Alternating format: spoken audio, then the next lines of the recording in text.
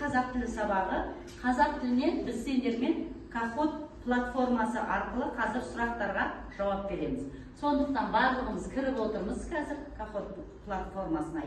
Енді ары қарай сұрақтарға жауап беруге тырысамыз.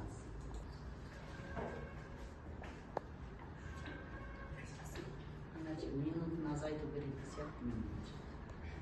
Зат есімнің сұрақтары деп қазір беріледі, соны басасында.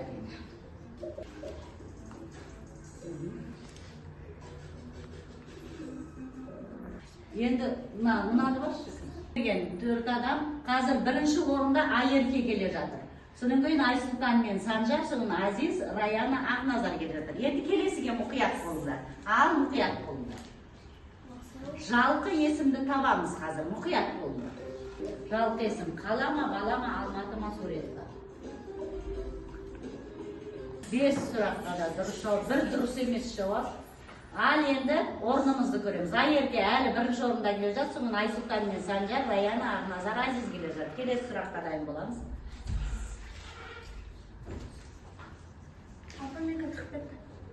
Тыныш отырайық. Басуға тырысыңдар, бала. Тез басуға тырысың. Ары қарай. Көпше түрдегі зат есім. Бала, балалар, қала, мектеп.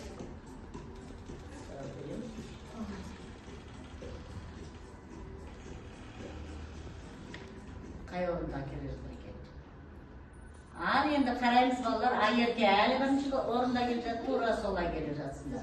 Тез басуға тырысыңдар.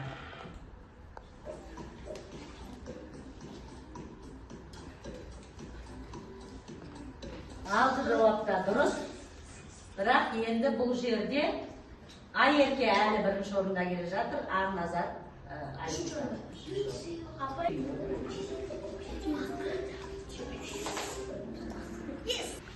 Кім бірінші орында келді?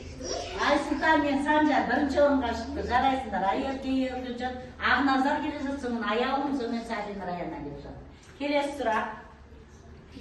Биші, ші, жұрна. Ші, биші дегенде ші, жұрна. Ақиқат па, жалған. Айсұлтан мен Санжар бірінші орында. Келесі. Марат пен доппен сөздері қай септікте тұр?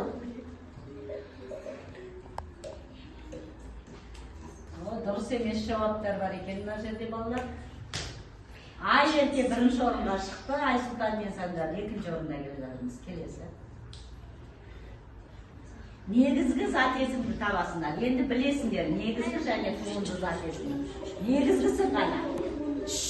Жауапты. Болды. Айерке бірінші орында келе жатыр. Айерке басында.